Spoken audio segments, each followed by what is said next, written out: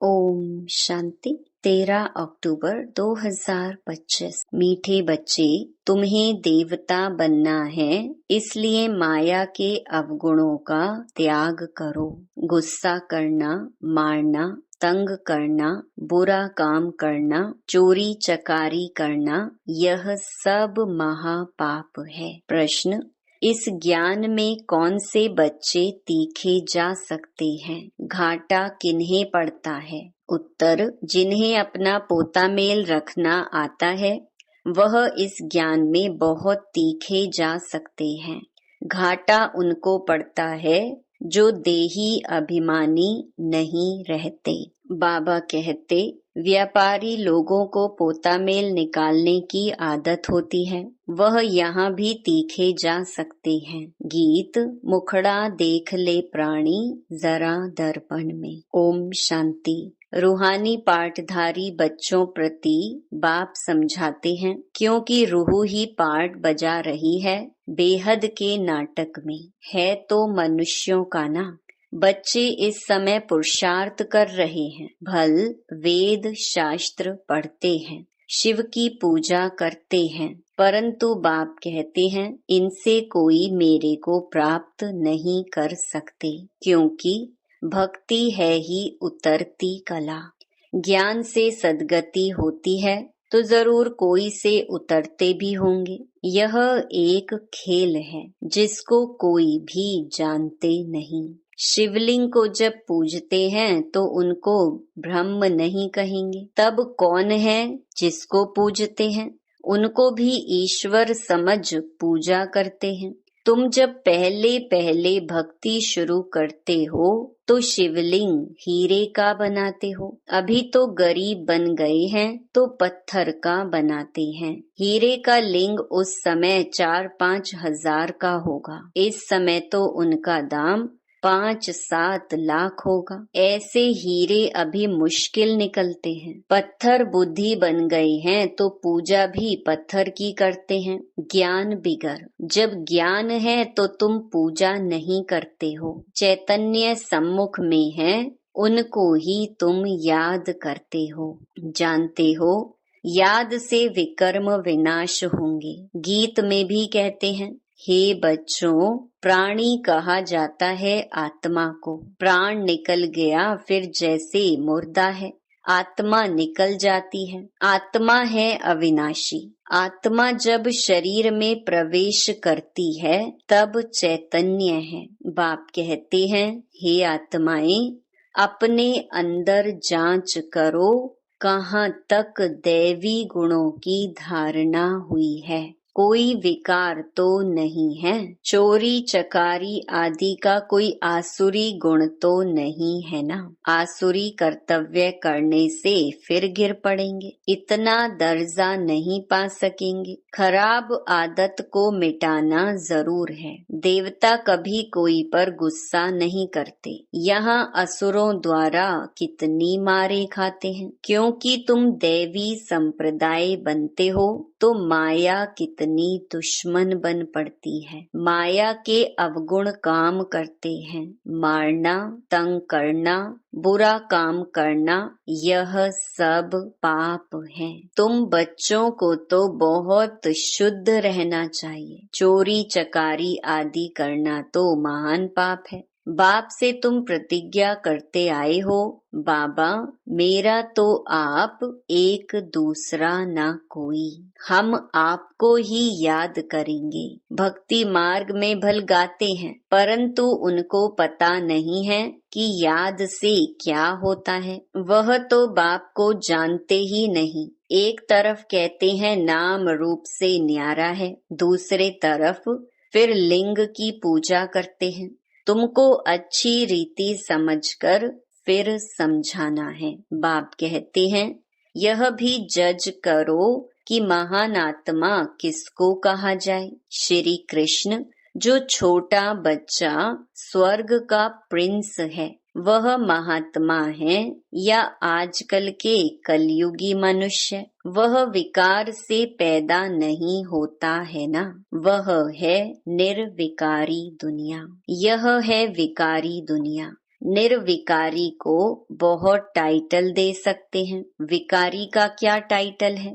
श्रेष्ठाचारी तो एक बाप ही बनाते हैं। वह है सबसे ऊंच ते ऊंच, और सब मनुष्य पार्टधारी हैं तो पार्ट में जरूर आना पड़े। सतयुग है श्रेष्ठ मनुष्यों की दुनिया। जानवर आदि सब श्रेष्ठ हैं। वहाँ रावण माया ही नहीं, वहाँ ऐसे कोई तमोगुणी जानवर होते नहीं। सतयुग में तो विकार का नाम नहीं। फिर वहाँ बच्चे कैसे पैदा होते हैं, यह भी तुम बच्चे जानते हो। वहाँ विकार होते नहीं, वहाँ है ही योग बल।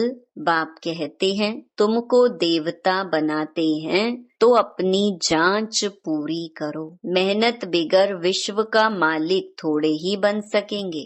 जैसे तुम्हारी आत्मा बिंदी है, वैसे बाप भी बिंदी है। इसमें मूंझने की कोई दरकार नहीं है।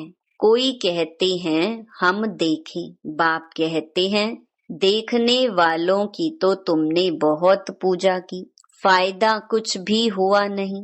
अब यथार्थ रीति मैं तुमको समझाता हूँ। मेरे में सारा पार्ट भरा हुआ है। सुप्रीम सोल हूँ ना, सुप्रीम फादर। कोई भी बच्चा अपने लौकिक बाप को ऐसे नहीं कहेंगे। एक को ही कहा जाता है। सन्यासियों को तो बच्चे हैं नहीं जो बाप कहें। यह तो सब आत्माओं का बाप है जो वर्षा देते हैं। उन्हों का कोई गृहस्थ आश्रम तो नहीं ठहरा। बाप बैठ समझाते हैं तुमने ही 84 जन्म भोगे हैं। पहले पहले तुम सतो प्रधान थे, फिर नीचे उतरते आए हो। अभी कोई अपने को सुप्रीम थोड़े ही कहेंगे, अभी तो नीच समझते हैं। बाप बार बार समझाते हैं मूल बात कि अपने अंदर देखो कि हमारे में कोई विकार तो नहीं है। रात को रोज अपना पोता मेल निकालो। व्यापारी हमेशा पोता मेल निकालते हैं। गवर्नमेंट सर्वेंट पोता मेल नहीं निकाल सकते। उन्हों को तो मुकर्रर तनख्वाह मिलती है। इस ज्ञान मार्ग में भी व्यापारी तीखे जाते हैं। पढ़े लिखे ऑफिसर्स इतना नहीं। व्यापार में तो आज 50 कमाया, कल 60 कमाएंगे, कभी घाटा भी हो जाएगा। गवर्नमेंट सर्विस की फिक्स पे होती है। इस कमाई में भी अगर देही अभिमानी नहीं होंगे तो घाटा पड़ जाएगा।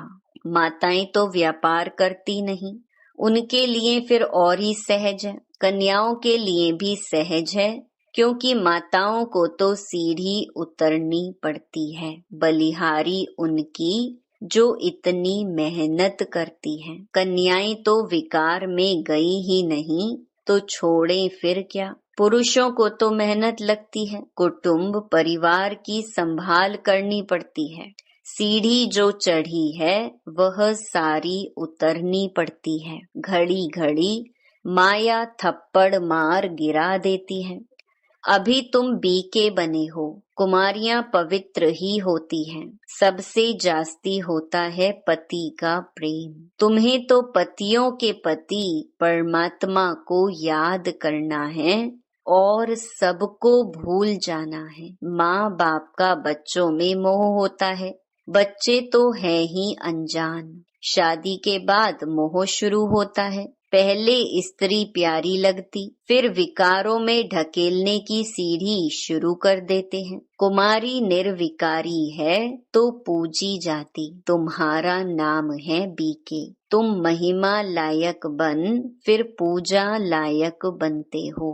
बाप ही तुम्हारा टीचर भी है, तो तुम बच्चों को नशा रहना चाहिए। हम स्टूडेंट हैं। भगवान जरूर भगवान भगवती ही बनाएंगे।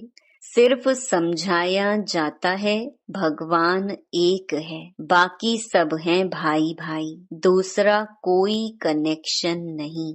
प्रजापिता ब्रह्मा से रचना होती है, फिर वृद्धि होती है। आत्माओं की वृद्धि नहीं कहेंगे, वृद्धि मनुष्यों की होती है। आत्माओं का तो लिमिट नंबर है, बहुत आते रहते हैं, जब तक वहाँ हैं आते रहेंगे। झाड़ बढ़ता रहेगा, ऐसे नहीं कि सूख जाएगा। इनकी भेंट बनियन ट्री से की जाती है, फाउंडेशन है नहीं, बाकी सारा झाड़ खड़ा है। तुम्हारा भी ऐसे है, फाउंडेशन है नहीं, कुछ ना कुछ निशानी है। अभी तक भी मंदिर बनाते रहते हैं। मनुष्यों को थोड़े ही पता है कि देवताओं का राज्य कब था, फिर कहाँ गया। यह नॉलेज तुम ब्राह्मणों को ही है। मनुष्यों को यह मालूम नहीं कि परमात्मा का स्वरूप बिंदी है। गीता में लिख दिया है कि वह अखंड ज्योति स्वरूप है। आगे बहुतों को साक्षात्कार होता था, भावना अनुसार बहुत लाल लाल हो जाते थे, बस हम नहीं सहन कर सकते। अब वह तो साक्षात्कार था। बाप कहते हैं साक्षात्कार से कोई कल्याण नहीं, यहाँ तो मुख्य है याद की यात्रा। जैसे पारा खिसक जाता है ना, याद भी घड़ी घड़ी खिसक जाती है। कितना चाहते हैं बाप को याद करें, फिर और ख्याल आ जाते हैं। इसमें ही तुम्हारी रेस है। ऐसे नहीं कि फट से पाप मिट जाएंगे, समय लगता है। कर्मातीत अवस्था हो जाए तो फिर यह शरीर ही ना रहे, परंतु अभी कोई कर्मातीत अवस्था को नहीं पा सकते हैं, फिर उनको सतयुगी शरीर चाहिए। तो अब तुम बच्चों को बाप को ही याद करना है, अपने को देखते रहो, हमसे कोई बुरा काम तो नहीं होता है।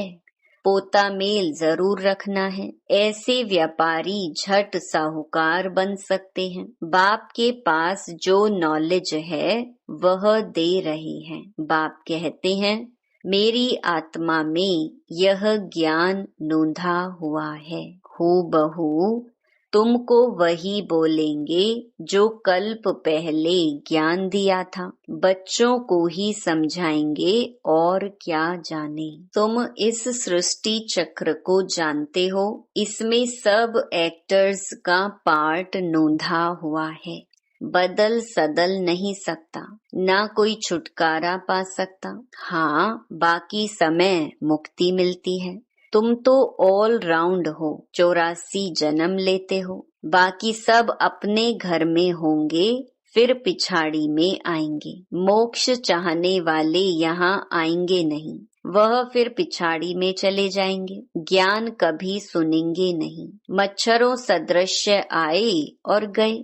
तुम तो ड्रामा अनुसार पढ़ते हो, जानते हो बाबा ने 5000 वर्ष पहले भी ऐसे राजयोग सिखाया था। तुम फिर औरों को समझाते हो कि शिव बाबा ऐसे कहते हैं। अभी तुम जानते हो हम कितने ऊंच थे, अब कितने नीच बने हैं। फिर बाप ऊंच बनाते हैं तो ऐसे पुरुषार्थ करना चाहिए ना। यहाँ तुम आते हो रिफ्रेश होने, इसका नाम ही पड़ा है मधुबन। तुम्हारे कलकत्ता व बॉम्बे में थोड़े ही मुरली चलाते हैं, मधुबन में ही मुरली बाजे। मुरली सुनने के लिए बाप के पास आना होगा रिफ्रेश होने। नई नई पॉइंट्स निकलती रहती हैं। सम्मुख सुनने में तो फील करते हो, बहुत फर्क रहता है।